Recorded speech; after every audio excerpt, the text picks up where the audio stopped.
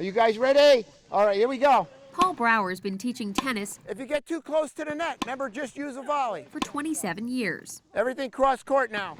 He's coached all sorts of players. Very good, Karen, right down the line, perfect shot. But about 9 years ago, Brower stumbled onto a different set of athletes.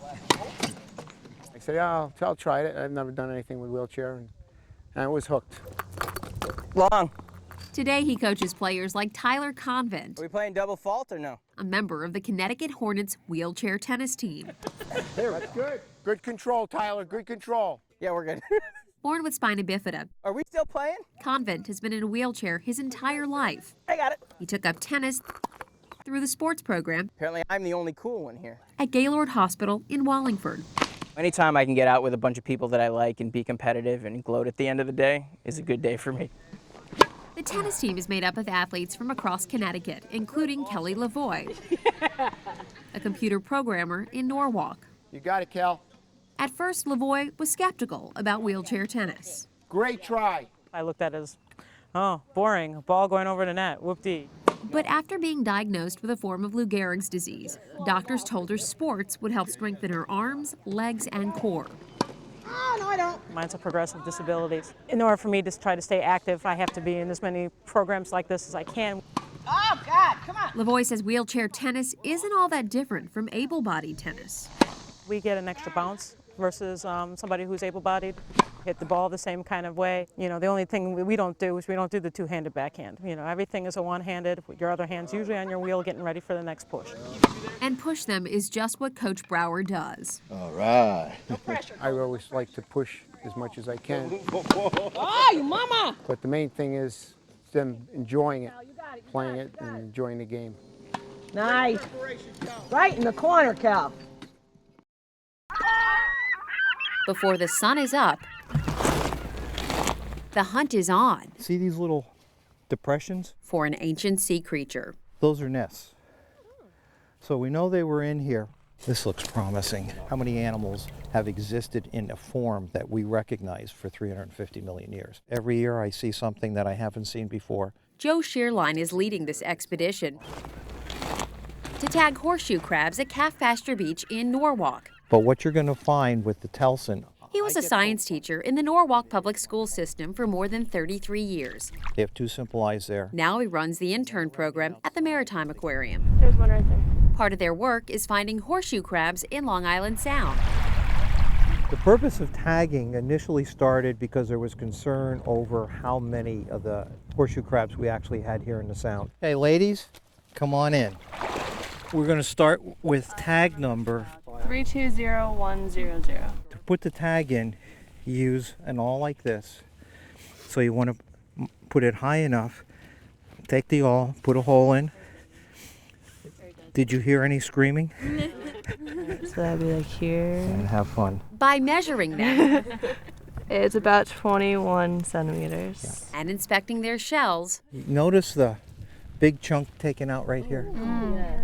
Gotcha. the students like Lexi Basquette Yep. Right there, you Yep. said? can get a better idea of how old the horseshoe crabs are, Come on, sweetheart. where they've traveled, and whether their population is declining. They're very big part of science with their blood being so unique and medical testing and stuff. And so it's very important that we monitor them and, learn as much about them as we can.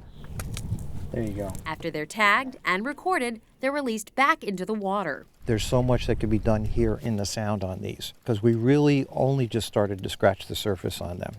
And while their journey is a slow one, if they're tagged and tracked, we can take steps to make sure they're around for another 350 million years. Amelie Wilson, News 12, Connecticut. 21-year-old Shane Moscow Okay. is ready to get in the water. Let's do this. Oh, okay. Okay, we're gonna slide you into the water now. It's more than just a morning on the water for Moscow. 7 months ago, the Southington man was in a car crash, Water's chilly.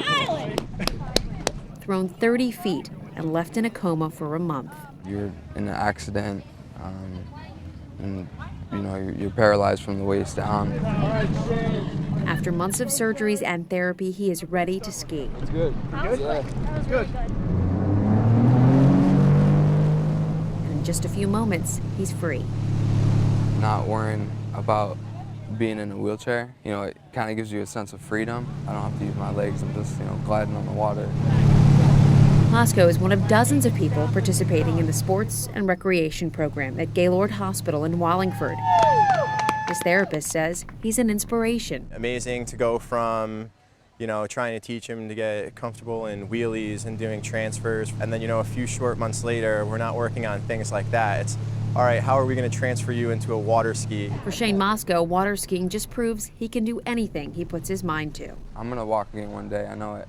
You know, it's in my mind, you know, 100%. You know, I'm going to get there. This tent is great. Nina Miller has always loved the outdoors. My family moved to Darien when I was 1, and we grew up on a street that had fields, a big, huge stream. It was like the Mississippi to us. But Miller's hometown has changed a lot since childhood. Darien's 98.5% developed. I am a 2-minute walk from I-95, 20-minute walk from Metro North. Still, Miller tries to embrace nature. She works at the Darien Nature Center, and she lives in its midst. There's a lot in our backyards, and we don't have to wait to go on vacation to find nature.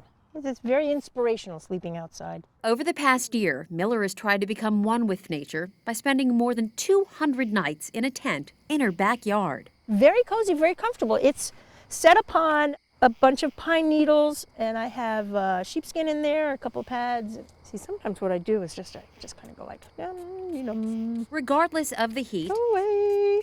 the mosquitoes, and lots of snow, sleet, and rain, most nights Miller trudged out to her tent. Well, I wanted to do all seasons, as many days as I could. Woke up in a lot of 4-degree mornings.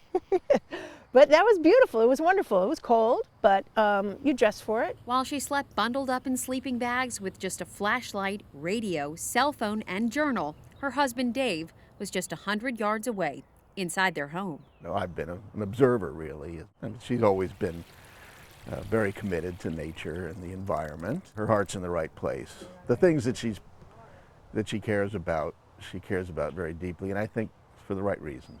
Now that the weather's warmed up, Miller is meeting all sorts of new animals in her backyard. Ooh, ooh, ooh, ooh, ooh. Sounds like they're mourning.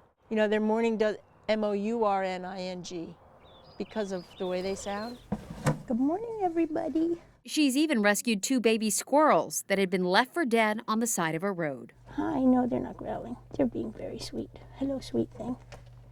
Come on, you're first. You're the little one.